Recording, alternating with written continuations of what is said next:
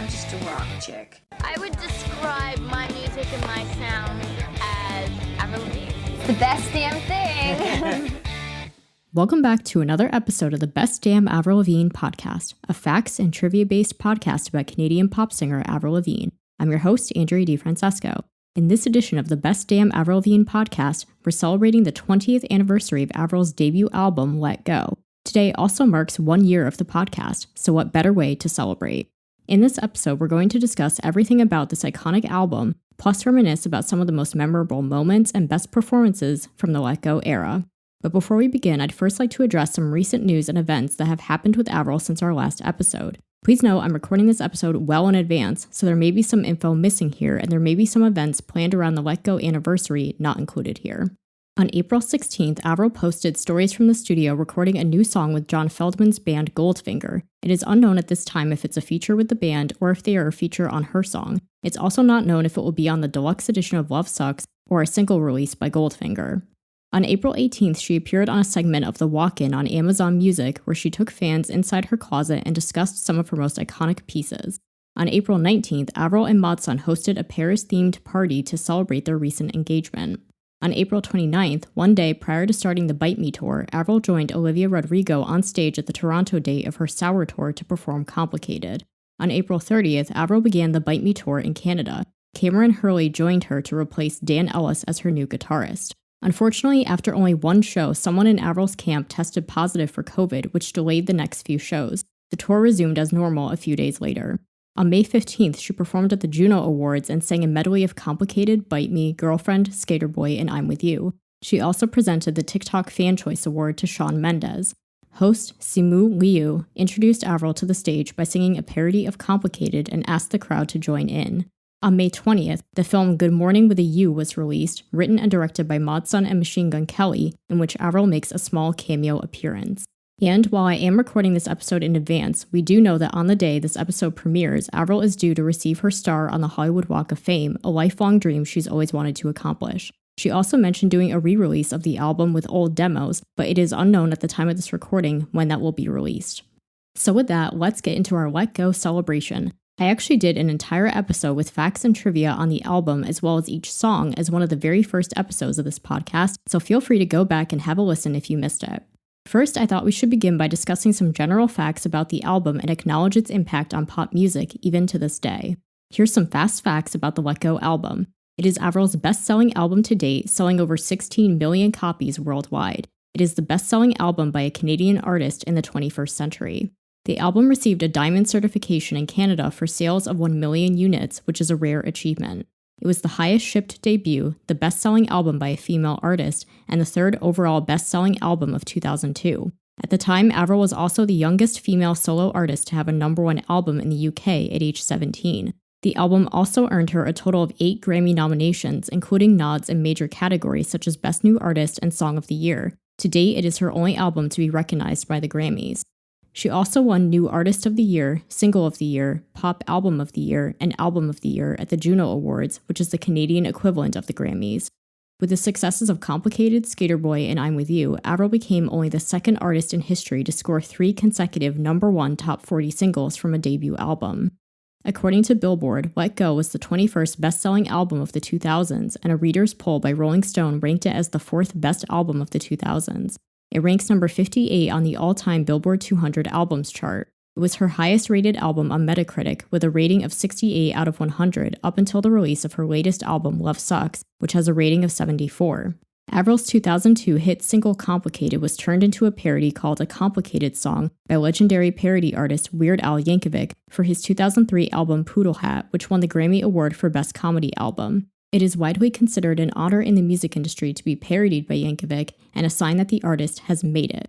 So clearly this album was huge, so much so that it became a cultural phenomenon and influenced many pop stars to come.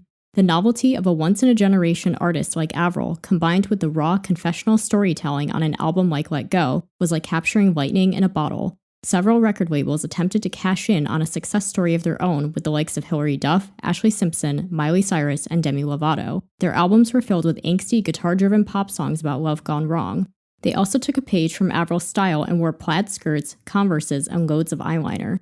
Even Katy Perry was initially pressured by her label to be an Avril sound-alike in the early days of her career. And American Idol R&B diva Kelly Clarkson eventually turned to Avril for inspiration for her second album Breakaway, which featured a song initially penned for Let Go that went unused. Kelly dug even deeper into rock music for her third record, My December, which many fans have compared to Avril's sophomore album, Under My Skin.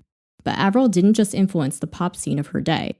Her impact has lasted well into the present, since several of today's biggest stars cite her as a major influence. Billie Eilish, Olivia Rodrigo, Shawn Mendes, Willow Smith, 5 Seconds of Summer, Justin Bieber, Hayley Williams, and Taylor Swift are just some of the many superstars who have name-checked Avril as an artistic inspiration.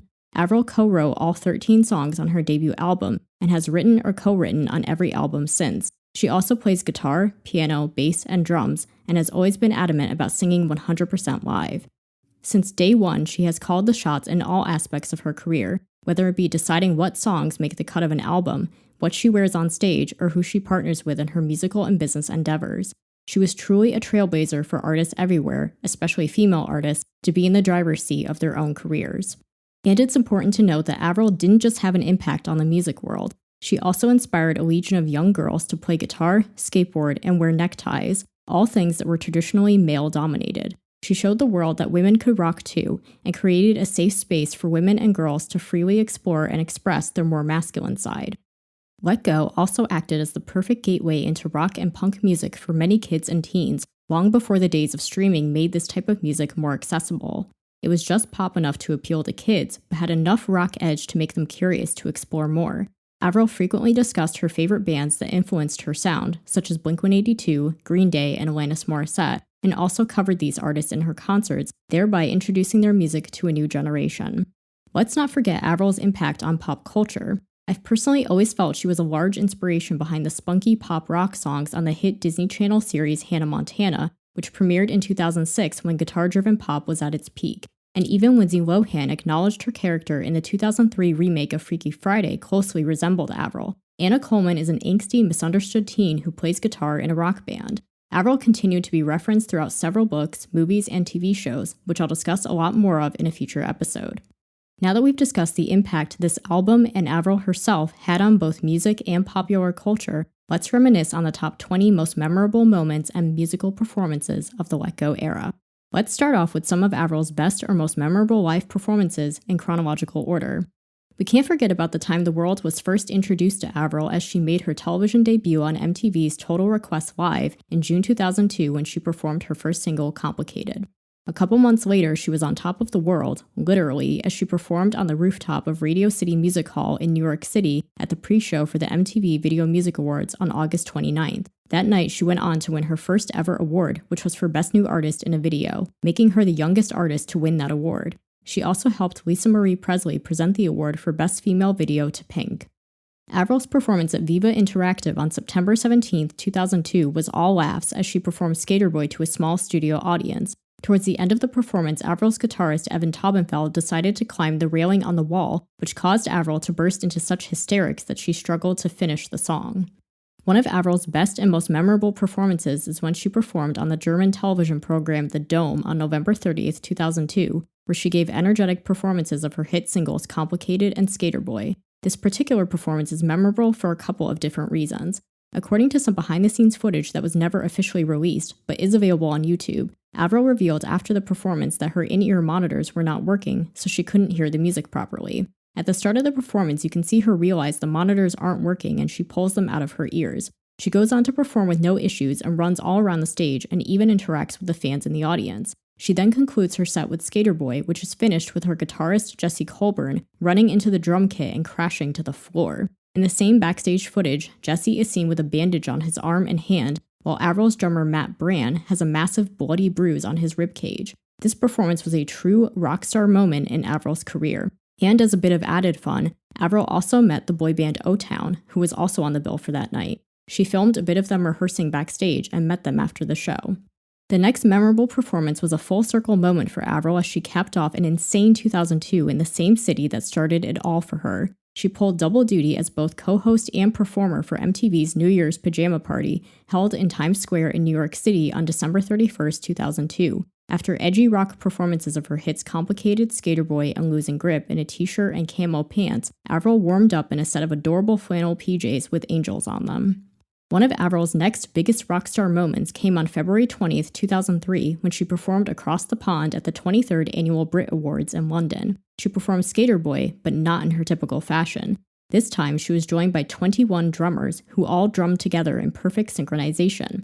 And while you can't see it on the video, it appears from some photos that Avril might have taken a spill as she ran on stage, but she quickly recovered and went on to give an amazing performance. As an added touch, she also wore socks with the British flag on them, and at the end of the performance gave a shout out to her parents watching at home. A few days later, Avril returned to the States for her first ever Grammy Awards appearance, which took place at Madison Square Garden in New York City. Avril and her band rocked the red carpet in a memorable ensemble of vintage tuxedos. Avril completed her custom-made suit with a top hat, and she performed her Grammy-nominated song Skater Boy during the ceremony.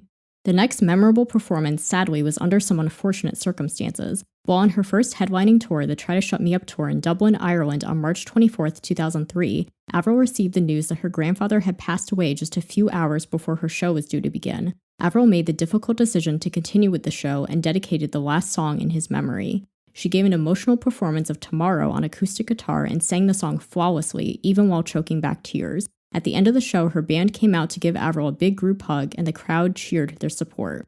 Next, on May 3, 2003, Avril was the only female artist selected to help pay tribute to heavy metal band Metallica for the special MTV Icon. She performed Fuel off the band's 1997 album Reload. Avril said she was initially worried about performing a song in such a low register, but she got the stamp of approval from Metallica's founding members James Hetfield and Lars Ulrich.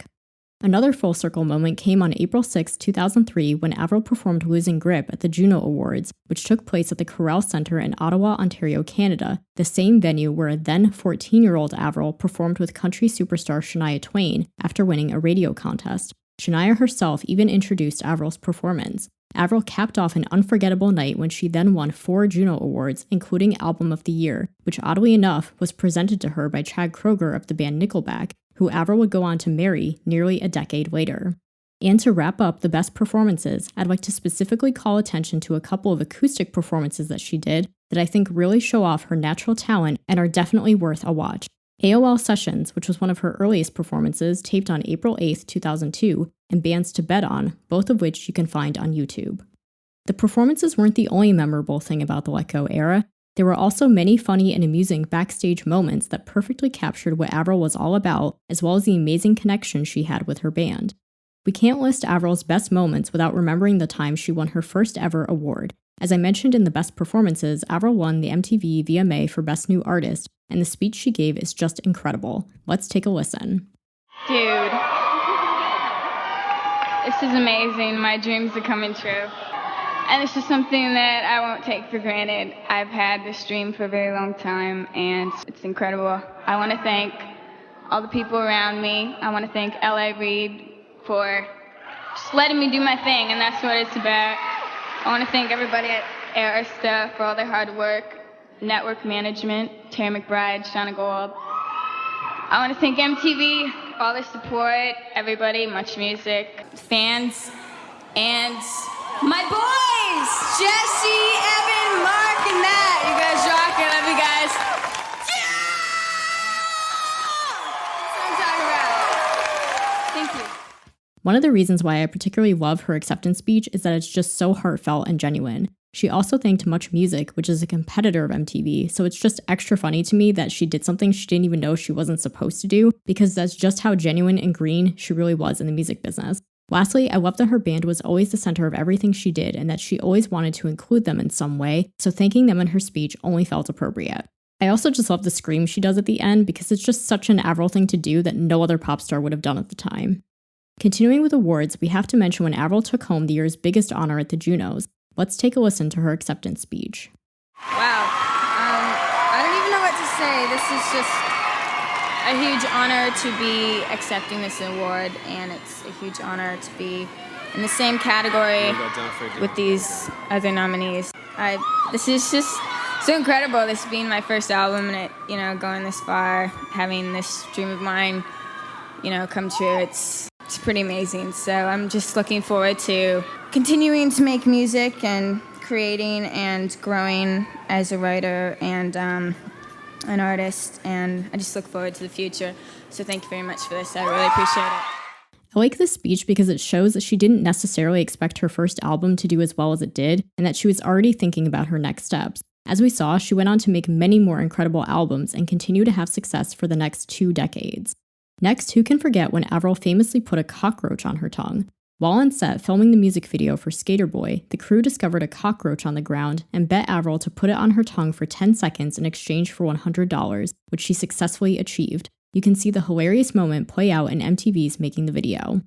Avril is also one of many celebrities who knows how it feels to get slimed. Back on May 16, 2002, Avril performed in a concert for the children's TV network Teen Nick. She and her band played along in a fun game that resulted in Avril getting dunked in a pool of green slime. You can find video footage of both the concert and the sliming on YouTube. Avril continued to make a splash on television after she performed on the legendary comedy program Saturday Night Live on January 11, 2003. Though her sketch with NASCAR icon Jeff Gordon was ultimately scrapped, Avril still performed her planned songs of Complicated and I'm With You. She wore a vintage red Home Hardware t-shirt, a local business from her native Canada. The shirt was from Avril's personal collection from when she used to play soccer as a child. After the performance, the demand for the shirt was so huge that the chain produced a limited edition line of identical shirts for sale at Home Hardware locations nationwide, with proceeds going to charity. It wasn't all fun and games for Avril, though, as she notoriously received some criticism when she mispronounced David Bowie's name. In January 2003, Avril helped announce the Grammy nominees for Best Male Rock Vocal Performance and flubbed the rock star's name, instead pronouncing it like Bowie. Her rock cred at the time was already on shaky ground, since she hadn't grown up listening to much secular music. The name flub of one of music's biggest rock stars only added further fuel to the fire for Avril's detractors.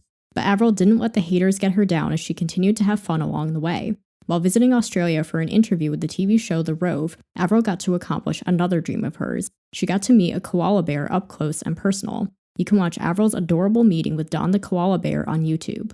And lastly, though Avril ended up living in the US and traveling around the world to promote her debut album, she never left her Canadian roots behind, as she would frequently play hockey while on the road. Her team began an annual tradition to play hockey on Avril's birthday at Chelsea Piers in New York City with Avril's band and record label. But Avril also took her talents to television when she played against a pro-women's hockey player during an interview in 2003 in Germany. And now that we've listed out the top 20 memorable moments and performances from the Let Go era, let's hear some wise words from Avril herself as we revisit some of her most memorable interview quotes.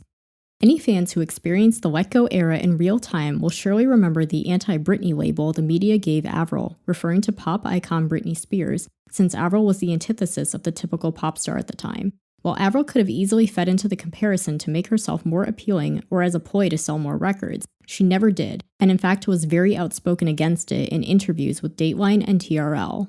They have to call me the anti-Britney, which I'm not. I think that's very rude and very mean. I think it's a dumb game. It's just the media putting up like those labels. I'm not dissing her, and I don't mean to diss any artist, because, I don't need to do that. She's doing her thing, and I'm doing my thing, and that's all I have to say. Unfortunately, pitting women against each other was common in the media in the early 2000s, but Avril was always about building women up, with her music carrying messages of female empowerment. I love how Avril not only stood up for Britney, but she was also confident enough in herself to solely rely on her talents rather than resort to tearing down another artist. To this day, Avril and Britney remain on good terms, with Avril even attending Britney's Vegas residency back in 2016, proving once and for all there's no bad blood between these two pop princesses. Another thing I've always been particularly impressed by is how well Avril knew herself and what she wanted, especially at such a young age. She had no problem expressing herself and fighting for her artistic vision, two things that are absolutely vital in a cutthroat industry like the music business, which contributed to her success and longevity as an artist both then and now. She discussed the need to fight for her music and image in interviews with Dateline and MTV. You have a reputation for being in charge. Well, it's my face that's out there. It's my name. It's my picture on the album cover. I need to make sure that represents me fully. Anything in life, I won't do it if it doesn't feel right. I always go with my gut and stand up for what I believe in, and I'm a fighter. I fight for what I want. It's also very admirable that the massive amount of fame and success she experienced never went to her head. She has always remained down to earth and remembered where she came from, frequently mentioning her humble upbringing in the small town of Napanee, Ontario. Having a strong head on her shoulders undoubtedly helped Avril navigate a tough business where so many stars have fallen. Avril discussed her views on fame in an interview special called Exposed. I don't think of myself as being famous. I just think of myself as the same person that I was when I lived back in Napanee. While Avril enjoyed a string of hit singles, millions of albums sold, and heaps of awards, like any artist, she had her share of haters and negative press. But one of the key ingredients to her lasting success as an artist was never letting it get the best of her. Being on such a public platform and facing such harsh criticism could be debilitating for anyone of any age, but it was especially inspiring to see Avril be so unfazed and confident in herself at an age when most are just starting to find themselves. The way she graciously accepted the harsh realities of being in the entertainment industry showed a sense of wisdom and maturity beyond her years. Like, I've come into this accepting that people are going to say, like, good things and bad things about me, and I don't go around, like, reading the press and stuff, because I honestly don't want to hear what people have to say about me, because I don't really care, because I'm just doing my thing, and I'm happy with what I'm doing, so I don't, like, worry about it. A lot of people do understand that I'm coming out as myself, and I'm not made up by the label and stuff like that, and, like, I'm honest with my lyrics, I say whatever I want to say and whatever. A lot of people get that, but a lot of people don't. So it's just, you know what, that's just the way it's going to be. Some people are going to get it and some people aren't. Anyone has a lot of good things being said about them, some other people have to jump in and say bad things automatically. If someone's on a pedestal, people, like, just for that simple fact, just because they're up there, people just want to bring them down, and that's all part of it. And that's, you know, I'm aware of that.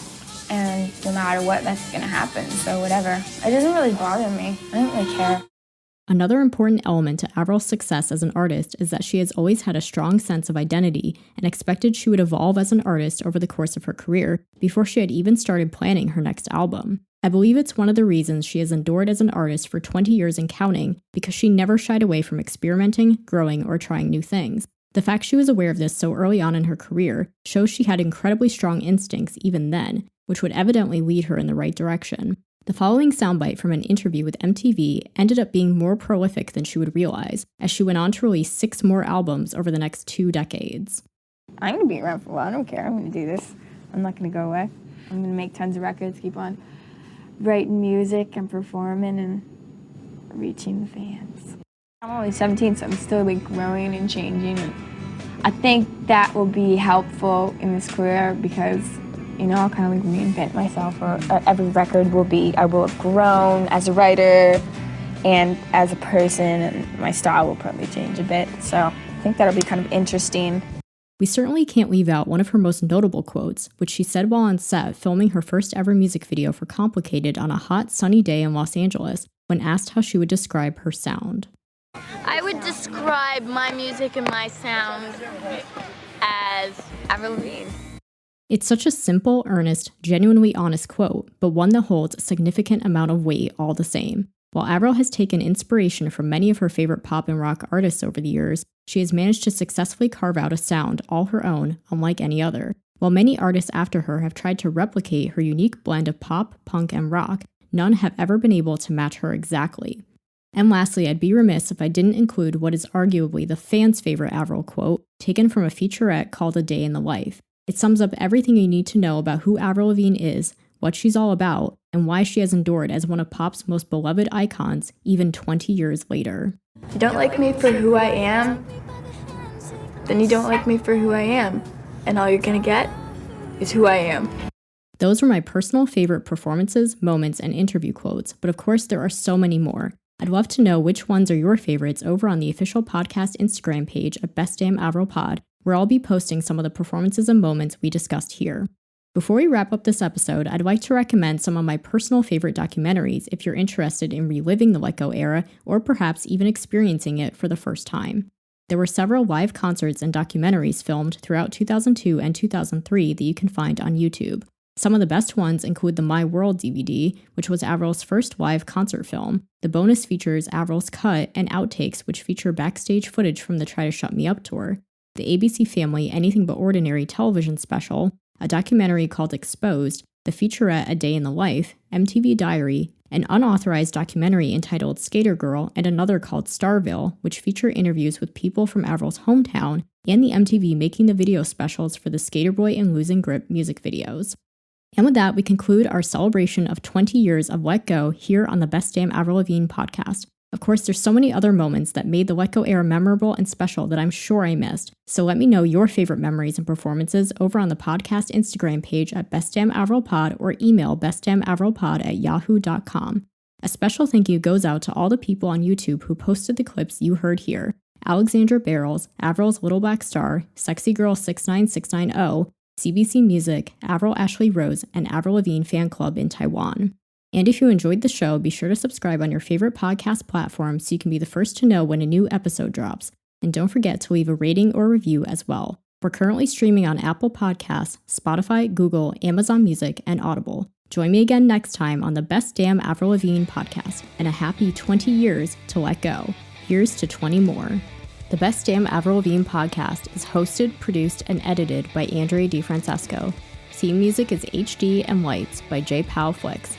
Follow the latest podcast news on Instagram at bestdamnavrilpod or email bestdamnavrilpod@yahoo.com.